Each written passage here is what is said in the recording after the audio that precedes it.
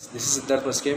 In this video आज हम देखेंगे जीबीएस सिंड्रोम ये क्या है और उसके कॉजेज़ क्या है, उसका इन्फेक्शन क्या है, उसका रिस्क फैक्टर और उसके प्रोग्नोसिस बारे सारी चीज़ें हम लोग इसमें देखेंगे। तो जीबीएस के बारे में जैसे आपने न्यूज़पेपर में पढ़ा होगा, टीवी में देखा होगा न्यूज़ में कि जीबीएस सिंड्रोम किस तरीके से हमारे इंडिया में फैल रहा है, राइट। तो वो क्या है उसका थोड़ा शॉर्ट में मैं ये सब चीज़ें कवर करने की कोशिश कर रहा हूँ ऑल अबाउट द जीबीएस। तो देख लेते हैं हम लोग कि जीबीएस क्या होता है। कि जीबीएस मतलब क्या, Guillain Barre syndrome, right. So it is a rarely neurological disorder है ये बेसिकली। सो हमारी जो बॉडी होती है, राइट, जो बॉडी की जो इम्यून सिस्टम होती है वो बाय मिस्टेकली अटैक करती है किसके ऊपर, जो पेरिफेरल नर्व सिस्टम होती है। पेरिफेरल नर्व सिस्टम मतलब क्या कि that is a nerve system जो outside the brain and the spinal cord, तो वहाँ पे वो अटैक करती है। So it can cause muscle weakness, है ना, और it is serious cause of paralysis भी हो सकता है।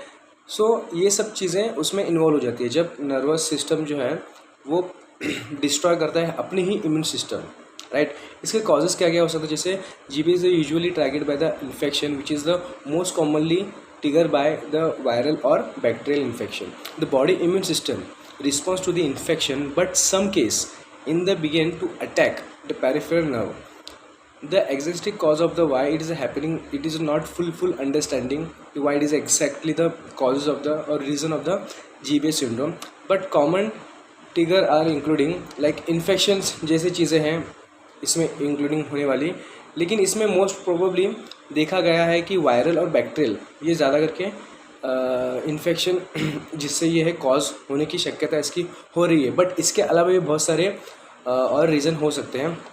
जैसे फर्स्ट जो रीज़न है वो है सिफियोबैक्टीरियल जूएजीनी।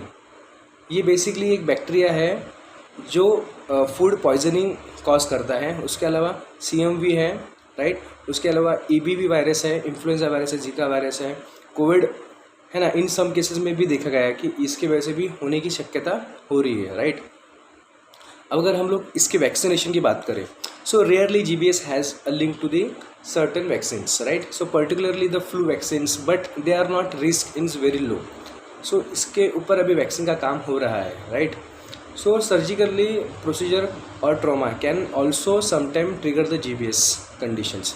अगर हम लोग इसकी सिम्टम्स की बात करें, जैसे मैंने कहा कि मसल पे काम करता है, तो इसका मेन जो है वो है मसलनेस, और जैसे मसल वीकनेस आएगा, लॉस ऑफ रिफ्लेक्शन और डिफ़िकल्टी टू वॉकिंग, है ना, ब्रीदिंग, पेन रहेगा, राइट, जॉइंट्स में, मसल्स में। उसके अलावा ब्रीदिंग में प्रॉब्लम रहेगा, इन डिफ़िकल्टी होती है इनहेल और एक्सहेल करने के लिए। उसके अलावा हार्ट रेट, बॉडी टेम्परेचर और ब्लड प्रेशर भी ये फ्लैक्चुएट होगा। ये भी चीज़ें इसमें देखी जा रही है। इसके बहुत सारे टाइप्स है, जैसे एक्यूट इन्फ्लेमेटरी, है ना, डिमाइलिनेशन, पॉलीन्यूरोपैथी। उसके अलावा मिलर फिशर सिंड्रोम जिसे हम लोग MFS बोलते हैं, एक्यूट मोटर एक्सोनल न्यूरोपैथी। उसके अलावा acute sensory motor axonal neuropathy. तो ये सारे अलग अलग उसके टाइप्स है GBS सिंड्रोम्स के, राइट। अभी इसको डायग्नोस अगर हमको करना है, सो इसमें जैसे clinical evaluation based on the symptoms on physician और फिजिकल एग्जामिनेशन के हिसाब से भी हम लोग उसको डायग्नोस कर सकते हैं। उसके अलावा नर्व है ना, condition study of the electromyography जिसे हम लोग EMG बोलते हैं। This are test is nerve function proper हो रहा है कि नहीं, इलेक्ट्रिकल एक्टिविटी से हम लोग पता करते हैं विद द हेल्प ऑफ, मतलब उसके मसल्स प्रॉपरली वर्क कर रहे हैं कि नहीं, उसके हिसाब से। उसके अलावा लैम्बर पंचर जो होता है, मतलब this is a test for the detection अगर एलिवेटेड प्रोटीन लेवल कितना है CSF में, वो हम लोग GBS में देखते हैं। कुछ ब्लड टेस्ट हैं जिससे भी हम लोग को समझ में आता है कि इसका क्या प्रॉब्लम है क्या नहीं। अगर हम लोग इसके प्रोग्नोसिस की बात करें, है ना, what are the prognosis of the GBS। So the outcome of the GBS very of the person to person, depend करता है कि उसका प्रोग्नोसिस क्या हो सकता है। But some individuals recover fully with the few months, है ना, while other may like experience long term weakness or paralysis. Most people are GBS being to be recover within 2 to 3 or 2 to 4 weeks. ये भी देखा गया है कुछ कुछ case में, कुछ कुछ रिकवर हुए हैं, कुछ कुछ रिकवर नहीं हुए हैं, और कुछ कुछ हो रहे हैं, या कुछ कुछ डेथ भी हो रही है just because of this things, right.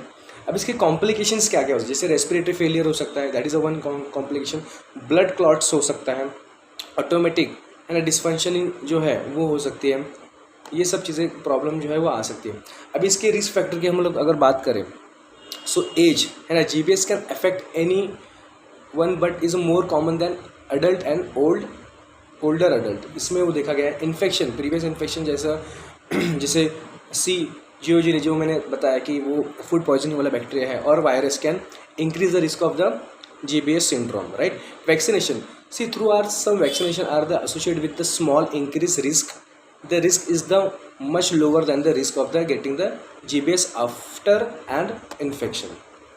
Okay, so this is about the GBS, उसके टाइप्स और उसका इंट्रोडक्शन, सिम्टम्स और प्रोग्नोसिस वगैरह। आई होप ये वीडियो आपको समझ में आया रहेगा। Thank you so much for watching this video.